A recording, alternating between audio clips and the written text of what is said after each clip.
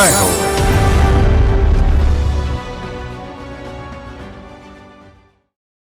నమస్కారం. సామాన్యుల అసమాన విజయగీతిగా ఈటీవీ జయహోకు స్వాగతం. ఆమె ఓ సామాన్య మహిళ, మధ్యతరగతి గృహిణి. అసాధారణ కృషితో ఎదిగి మహిళా సాధికారత స్వరమయ్యారు. అవకాశాలు అందుకోలేని వనితలకు వరమయ్యారు. అతడు ఒకే ఒక్కడు, మరణ శాసనాన్నే ధిక్కరించిన మృత్యుంజయుడు, ప్రాణాంతక జబ్బునే తరిమికొట్టిన అసాధ్యుడు. తన బతుకు పుస్తకంలో కొత్త అధ్యాయాలతో ముందుకు సాగుతూ అనితర సాధ్యుడయ్యాడు. విభిన్న ప్రేరణా కథనాల సమాహారం జైహో మీకోసం. జై హో.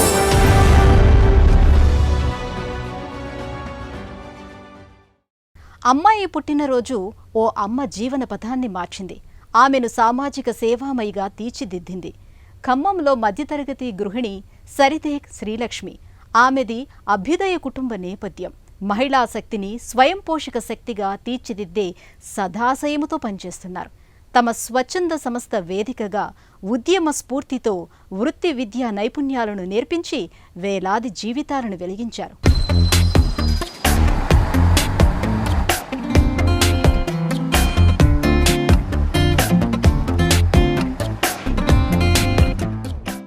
వచ్చేదాంతో మనమే జీవిస్తాం, కాని ఇచ్చేదాంతో కొన్ని జీవితాలనే వెలిగిస్తాం అన్న ఓ మహనీయుని మాటల స్ఫూర్తి ఆమె మనసంతా నిండిపోయింది. కుంచాలతో ధాన్యం కొలిచి సమాజానికి పంచిపెట్టిన ఉదాత్త కుటుంబ నేపథ్యం, సేవే గమ్యంగా జీవితాన్ని వెచ్చించిన ఆమె సరిదే శ్రీలక్ష్మి.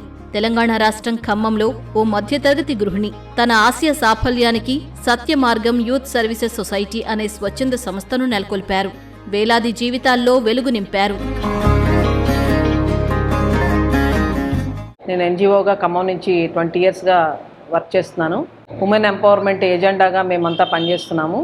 నేను ప్రధానంగా ఉమెన్ ఎంపవర్మెంట్ ఎంచుకోవడానికి కారణం ఏంటంటే 2001లో బీడీపీఎస్ అనే ఒక కంప్యూటర్ ఇన్స్టిట్యూట్లో ట్రైనర్గా జాయిన్ అయ్యాను. అక్కడ మామిడిపల్లి అనిల్ కుమార్ సార్ అని చెప్పి ఆయన నాకు టీచర్ ట్రైనింగ్ ఒకటి ఉంటే నన్ను ఇన్ఛార్జిగా అపాయింట్ చేశారు. అప్పటి నుంచి నేను టీచర్ ట్రైనింగ్ తో పాటు మహిళలకి ఉపాధి కలిగించే విధంగా ఏమేమి కోర్సులు ఉంటాయా అని చెప్పి మా ఫ్యామిలీతో డిస్కస్ చేయడం జరిగింది. దానిలో భాగంగా టైలరింగ్, బ్యూటీషియన్, అట్లాగే అగరబత్తి తయారు చేయడం, గృహోత్పత్తులు చేసే విధంగా మహిళలను ప్రోత్సాహం చేసి బ్యాచెస్ గా చేయడం జరిగింది. డాక్టర్ సరిదే బాబ్జీ ఖమ్మంలో దశాబ్దాల క్రితం పేదల వైద్యుడిగా ప్రసిద్ధులు. నిరుపేదల సేవకు మామగారి తపన ఆయన కోడలు శ్రీలక్ష్మిని కదిలించింది. భర్త నగేష్, కుమార్తెలు జ్యోతి, స్వాతి, శృతి సహకారం, తండ్రి వీరరాఘవులు విశాల హితం ఆమెను సేవా మార్గానికి మళ్లించాయి. బాబ్జీ వారసత్వాన్ని గౌరవిస్తూ ఖమ్మం మదర్ తెరిసా సంస్థలో ఏటా సేవలందిస్తున్నారు. తర్వాత కాలంలో యువతకు స్వయం ఉపాధి కార్యక్రమాల అమలు దిశగా దృష్టి సారించారు. నా హస్బెండ్ నగేష్ గారిని నేను అడిగాను, కొంతమంది మహిళల్ని నేను ఇలా సెల్ఫ్ ఎంప్లాయ్మెంట్ చేస్తే వాళ్ళ కాళ్ళ మీద వాళ్ళు నిలబడతారనే ఉద్దేశంతో నేను అడగడం జరిగింది. చదువుకున్న వాళ్ళు, చదువు లేని వాళ్ళు, లేకపోతే చదువు ఉండి కూడా జాబ్స్ లేని వాళ్ళకి ఎలా సెల్ఫ్ ఎంప్లాయ్మెంట్ చేయొచ్చు అని మేము ఆలోచించాము. దానిలో భాగంగా కొన్ని ప్రోగ్రామ్స్ పెట్టుకోవడం జరిగింది. ఆ ప్రోగ్రామ్స్ ఏంటంటే టైలరింగ్, బ్యూటీషియన్, అట్లాగే ఇంట్లో గృహోత్పత్తుల్లో భాగంగా ఫినాయిల్ తయారు చేయడము, సోప్స్ తయారు చేయడము, ఫ్లోర్ క్లీనర్స్, అలాగే టాయిలెట్ క్లీనర్స్, ఇట్లా ఇంటికి సంబంధించిన ప్రోడక్ట్స్ ఏవైతే ఉన్నాయో అవన్నీ కూడా మనము చేద్దామని నిర్ణయించుకుని మేము ఒక టైలరింగ్ ఫస్ట్ పెట్టుకున్నాము. టైలరింగ్ బ్యాచ్ దాదాపు 2007లో స్టార్ట్ చేశాము. పెద్ద కుమార్తె జ్యోతి మాటలు శ్రీలక్ష్మి కెరీర్నే మార్చాయి. తన పుట్టినరోజున పేదల కోసం ఏదైనా చేద్దామన్న కూతురి ఆశయ పరిమళం పేరెంట్స్ కు నచ్చింది. సామాజిక సేవా వేదికగా సత్యమార్గం సొసైటీ సంస్థను స్థాపించారు. శ్రీలక్ష్మి చైర్పర్సన్ గా, నగేష్ డైరెక్టర్ గా పనిచేస్తున్నారు. మేము సత్యమార్గం సర్వీసెస్ సొసైటీ స్టార్ట్ చేయడానికి ఒక చిన్న ప్రేరణ ఉన్నదండి. 2000 నుంచి మేము ఈ సర్వీసెస్లో ఉన్నాం. మా పెద్ద పాప బర్త్డే జరిగినప్పుడు తను ఏదన్నా ఒకటి చేద్దాం డాడీ, మనం ఎవరికన్నా భోజనం పెడదామని, ఆ నేపథ్యంలో మేము ఇంట్లోనే ఒక 30 to 40 ప్యాకెట్స్ మీల్స్ రెడీ చేసుకుని సొసైటీ చైర్మన్ శ్రీలక్ష్మి గారు కలిసి ఆ బస్ స్టాండ్ దగ్గర, రైల్వే స్టేషన్స్ దగ్గర, బ్రిడ్జీల కింద స్ట్రేవ్గా ఉన్నటువంటి వాళ్ళకి ఇవ్వటం జరిగింది. బుక్స్ ఇవ్వటం, స్కూల్స్లో 10th క్లాస్ వాళ్ళకి స్నాక్స్ ఇవి ఇవ్వటం, ఇలా చేసుకుంటూ వచ్చాం. 2007లో ఆర్గనైజ్డ్ సెక్టర్ చేస్తే బాగుంటుందన్న ఉద్దేశంతో ఈ సత్యమార్గం యూత్ సర్వీసెస్ సొసైటీ అని చెప్పి ఈ సొసైటీని మనం రిజిస్టర్ చేయడం జరిగింది. స్వచ్ఛంద సంస్థ వేదికగా సేవ చేస్తేనే సార్థకత అని గుంటూరులో బంధువొకరిచ్చిన సలహాతో సత్యమార్గం సొసైటీ కార్యక్రమాలను రూపొందించారు. పురుషులకే పరిమితమైన వెల్డింగ్, ఎలక్ట్రీషియన్ పనులలో శిక్షణతో నైపుణ్యాలు అందించారు. ఆమె ప్రధానమంత్రి కౌశల్ వికాస్ యోజన, మైనారిటీల మంత్రిత్వ శాఖ కార్యక్రమాల అమలుకు సహకరించారు. కుట్టు పనిలో శిక్షణ పొందిన వందలాది మహిళలకు దాతల సహకారంతో కుట్టు మిషన్ల పంపిణీ చేపట్టారు.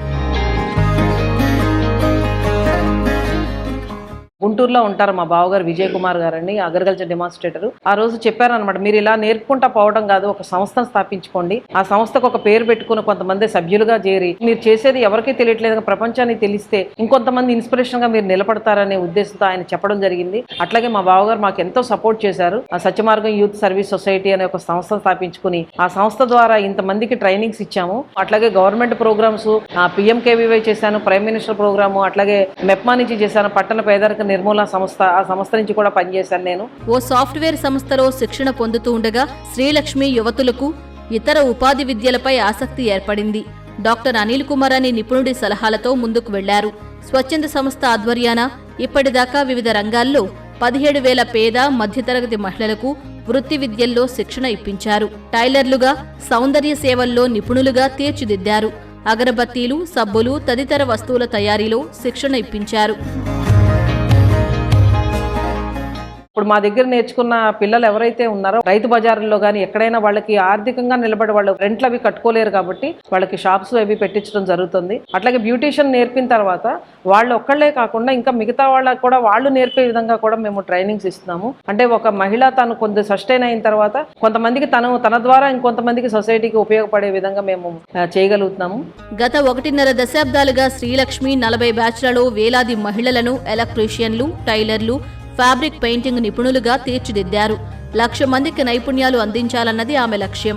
తన సేవలను గుర్తిస్తూ 2019-20లో మార్గరెట్ ఫౌండేషన్ పురస్కారం లభించింది. గ్లోబల్ పీస్ ఫౌండేషన్ నుంచి గౌరవ డాక్టరేట్ వరించింది. ఇలా ఒక కోర్సు నేర్పుదాం అనుకుంటున్నాము, మీరు నేర్చుకోండి, మీ కాళ్ళ మీద మీరు నిలబడతారు, మీకు కొంత ఆదాయం ఉంటుంది, సెల్ఫ్ ఎంప్లాయ్మెంట్ చేసుకోండి అని చెప్తాం. వాళ్ళకు ఉంటుంది ఇంట్రెస్ట్, కానీ ఇంట్లో వాళ్ళు ఒప్పుకోరు, భర్త ఒప్పుకోడు, లేకపోతే అత్తమామ ఒప్పుకోరు, లేదంటే పిల్లలు ఉన్నారంటారు. మేము ఏం చేస్తామంటే ఒక గ్రామ పంచాయతీకి వెళ్ళాం అనుకోండి, అక్కడ సర్పంచ్తో మాట్లాడతాము. అతను ఏం చేస్తారంటే అందరినీ గ్యాదర్ చేస్తారు. చేసినప్పుడు మేము మోటివేట్ చేస్తాం, 10 రోజులు క్లాసుకు పంపించండి, పంపించిన తర్వాత మీకే నచ్చకపోతే అప్పుడే మీరు మాన్పించేద్దరు కానీ మేము ఫ్యామిలీస్తో కూడా మాట్లాడడం జరిగిందండి. కోవిడ్-19 లాక్డౌన్ సమయంలో వలస కార్మికులు ఖమ్మం మీదుగా ఛత్తీస్గఢ్, మధ్యప్రదేశ్కు సాగి వెళ్లిన కాలంలో శ్రీలక్ష్మి సత్యమార్గం వాలంటీర్లతో వారికి అన్నపానీయాలు, వస్తు సామగ్రిని అందించారు. దాతల చేయూతతో ఇంటింటికి నిత్యావసర వస్తువులను పంపిణీ చేశారు. మా సంస్థలో ఒక 250 మంది వాలంటీర్స్ ఉన్నాము. ఎవరు వీలుని బట్టి ఎక్కడ ప్రోగ్రామ్ ఉంటే అక్కడికి వెళ్ళి ప్రోగ్రామ్ చేస్తాము. ప్రోగ్రామ్ నేర్పిన తర్వాత వాళ్ళకి వెంటనే మేము గవర్నమెంట్ యూనిఫామ్స్ వాళ్ళకి వచ్చే విధంగా మేము చూస్తున్నాము. ఈ విషయం మీద దాదాపు మేయర్ గారితో కూడా మాట్లాడడం జరిగింది. ఆవిడ కూడా చాలా సపోర్ట్ చేశారు. దాతలు, కుటుంబాల సహకారంతో తన సేవా కార్యక్రమాలను అమలు చేస్తున్నారు. భర్త సహకారం, కుటుంబ సభ్యుల మద్దతుతోనే వేలాది మహిళలకు శిక్షణ ఇవ్వడం సాధ్యమైందంటున్నారు శ్రీలక్ష్మి. నా హస్బెండ్ వచ్చేసి MA ఇంగ్లీష్ అండి, లెక్చరర్గా వర్క్ చేస్తున్నారు. నేను ఎప్పుడు ఏ ప్రోగ్రామ్ చేస్తానన్నా కూడా తను చాలా సపోర్ట్ చేశారు. 17,000 మందికి నేను ట్రైనింగ్ ఇచ్చాను అంటే నా కుటుంబ సహకారం ఎంతో ఉందండి.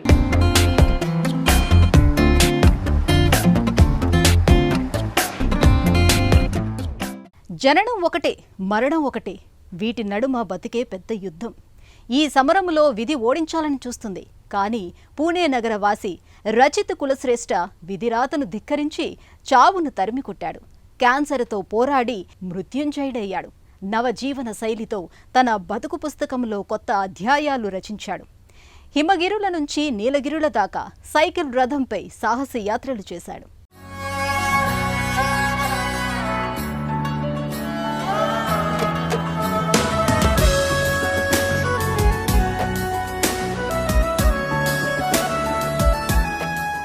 కండబలమే గొప్పది అనుకుంటే ఎలా? గుండె నిబ్బరం అంతకంటే గొప్పది. మనసిచ్చిన ధైర్యంతో శౌర్యంగా పోరాడాడు. మృత్యువును ఫుట్బాల్ ఆడుకున్నాడు ఆ వ్యక్తి. పసిప్రాయంలో క్యాన్సర్ పంజా విసిరింది. ఆ పోరులో 6 ఏళ్ల వయసులో ఓ చెయ్యిని కోల్పోయాడు. అయినా యుద్ధంలో తనదే పైచేయి అయ్యింది. మరో 25 ఏళ్ల తర్వాత జబ్బు, మరో 25 ఏళ్ల తర్వాత జబ్బు మరో రూపంలో తన ఊపిరి తీయాలని యత్నించింది. కాని చావును మరోసారి తరిమి కొట్టాడు. విధిరాతను ధిక్కరించిన ఆ సాహసి పేరు రచిత్ కుల్ శ్రేష్ఠ.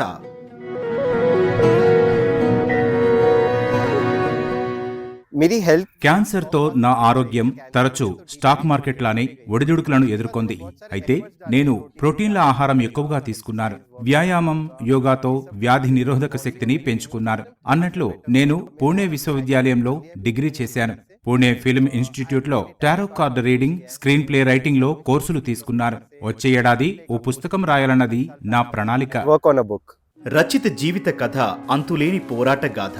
సవాళ్లు, కష్టాలన్నీ చిన్న వయసులోనే ఆరంభమయ్యాయి. 6 ఏళ్ల ప్రాయంలో ఆస్టియోసర్కోమా అనే బోన్ క్యాన్సర్తో ఎడమ చేతిని కోల్పోయాడు. ప్రాణం నిలిచింది. అయితే తన అంతర్గత శక్తిని పెంచుకున్నాడు. సమాజం చూసే చిన్న చూపు, అడుగడుగునా వివక్ష తనని అడ్డుకోవాలని యత్నించినా లెక్క చెయ్యక ముందుకు సాగాడు. చదువులో, క్రీడల్లో రాణించాడు. పట్టుదల, ధైర్యం తన నవజీవనానికి బీజం వేశాయి. రచిత్ జీవితంలో ప్రతి మలుపు ఒక గెలుపే.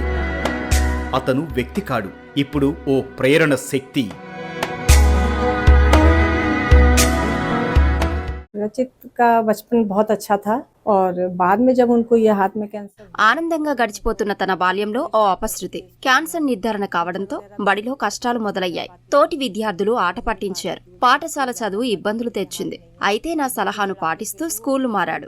సమస్య సమసింది. చదువులో పురోగతి సాధించాడు. తిరిగి ఆత్మవిశ్వాసం ఏర్పడింది.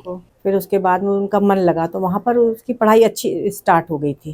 రచిత్ జీవన పయనం వైద్య చికిత్సలతో ప్రారంభమై యుద్ధంలా సాగింది. 25 ఏళ్ల తర్వాత కుడికాలికి ప్లియోమోర్ఫిక్ సర్కోమా అనే క్యాన్సర్ దాడి చేసింది. క్లోమ గ్రంథి, ప్లీహంలో కొన్ని భాగాలను తొలగించారు. ఇప్పుడు రచిత్ కు క్లోమ గ్రంథి 40% మాత్రమే ఉంది. అలాగే మనుగడ సాగిస్తున్నారు. వ్యాయామం, యోగా, పోషకాహారంతో కోలుకున్నారు. నిపుణులు డాక్టర్ గజానన్ పర్యవేక్షణలో ఉంటూ పరిస్థితిని మెరుగుపరుచుకున్నారు. मेरे लिए बहुत चैलेंजिंग था. బహుళ క్యాన్సర్లను ఎదుర్కొని చిన్నవాడిగా ఒకే చేతితో జీవితాన్ని మలుచుకోవటం ఎంతో సవాలుతో కూడిన పయనం. నేను సృజన జోడించి నా ముక్కుతో స్విచ్లు తిప్పడం లాంటి పనులు చేశాను. రెండో క్యాన్సర్, ప్యాంక్రియాటిక్ శస్త్రచికిత్స తర్వాత కాలు పడిపోయింది. విశ్వాసంతో నా శరీరం తిరిగి మామూలుగా అవుతోందన్న భావన ఉంది. గతంలో వలె శస్త్రచికిత్సల ఇబ్బందులేవి లేకుండా సాధారణ జీవితాన్ని గడుపుతున్నాను. you overcome it. రచిత్ సాహస క్రీడల్లో రాణించారు. గుండె బలం, కాలి కండరాల బలం కలిశాయి. నిపుణుడైన సాహస యాత్రికుడిలా ఒంటి చేత్తో సైకిల్ రథం నడిపారు. మనాలి నుంచి లదాఖ్ లోని కార్తుంగ్లా కనుమకు తన సైకిల్ తో దూసుకెళ్లారు. ఇక దక్షిణాదిన నీలగిరి మార్గాలను దాటారు. అలాగే ఫ్రెంచ్ BRM సర్క్యూట్ లో 200 కిలోమీటర్లు, 300 కిలోమీటర్ల ప్రయాణాలను పూర్తి చేశారు. తర్వాత కాలంలో అన్నపూర్ణ బేస్ క్యాంప్ నుంచి సాగిన ట్రెక్కింగ్ ఆయనలో తరగని ఉత్సాహానికి ప్రతీక. కీర్గంగ శిఖరాన్ని 2 పర్యాయాలు అధిరోహించారు. ఆయన పట్టుదలకు ఏ శిఖరమైనా శిరస్సు వంచాల్సిందే. मनाली टू खारदुंगला जब मैंने मेरे నాకు రెండో పర్యాయం క్యాన్సర్ నిర్ధారణ తర్వాత సైక్లింగ్ నాలో శక్తిని నింపింది.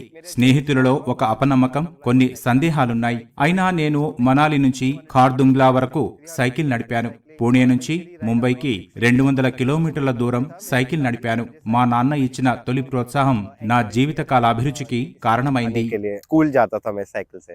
చలనచిత్ర రంగంలోనూ అభినివేశం చాటారు. పూణేలోని film and television institute of ఇండియాలో తన కళా సృజన వికసించింది. అక్కడ స్క్రీన్ ప్లే కోర్సు పూర్తి చేశారు. బ్లాక్ పాంథర్, ది అవెంజర్స్ లాంటి హాలీవుడ్ సినిమాలకు పనిచేశారు. ఉదాన్ మ్యూజిక్ వీడియోలో నటించారు. అభిరుచి కొద్దీ బడ్జెట్ తో సినిమాలు తీసి ముచ్చట తీర్చుకున్నారు.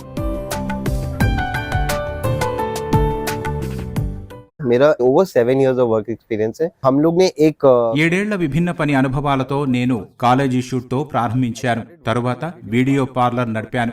యానిమేషన్, VFX లో ఉద్యోగాలు చేశాను. సైక్లింగ్, యోగా తదితరాలు నా వృత్తిపరమైన అభివృద్ధికి తోడ్పడ్డాయి. करता हूँ, पिलाटे करता हूँ. So that helps me to be a much better person in my professional and my personal skills today. Rachit ఇప్పుడు ఒక ప్రేరణ శక్తిగా, స్ఫూర్తినిచ్చే వక్తగా దేశమంతా పర్యటిస్తున్నారు. పరిమితులు లేని పయనం సాగిస్తున్నారు. 3 పర్యాయాలు క్యాన్సర్ విజేతగా ఆయన నిర్నిరోధ, అవిశ్రాంత పయనం, అజేయ సాహస యాత్రలు నిరంతర ప్రేరణ. ప్రాణాంతక జబ్బులతో ఇక జీవితమే లేదనుకునే వారికి రచిత్ జీవన ప్రయాణం స్ఫూర్తిదాయకం. मेरा ड्रीम प्लान ये है कि मैं चाहता हूँ कि ఔత్సాహికులకు సాధికారత కల్పన నా స్వప్నం. అలా చేస్తూ నేను మరింత బలపడతాను. ధైర్యం, దృఢ సంకల్పంతో నా చుట్టూ ఉన్న వారిలో ఆశ, సానుకూలతను కలిగించటం నా లక్ష్యం. ఇవే నన్ను మరింత ముందుకు నడిపిస్తున్నాయి. आगे मेरी जिंदगी में मेरे को कांस्टेंट रखती है.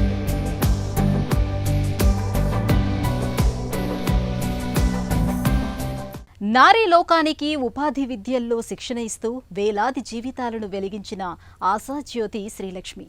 ప్రాణాంతక జబ్బుతో పోరాడి గెలిచి కొత్త జీవనశైలితో గొప్ప స్ఫూర్తిగా నిలిచిన రచిత్ కులశ్రేష్ఠ. ఉభయులు విశిష్ట వ్యక్తులు, సమాజానికి విభిన్న ప్రేరణా శక్తులు. మరిన్ని కథనాలతో వచ్చే వారం జైహోలో మళ్లీ కలుద్దాం. నమస్కారం.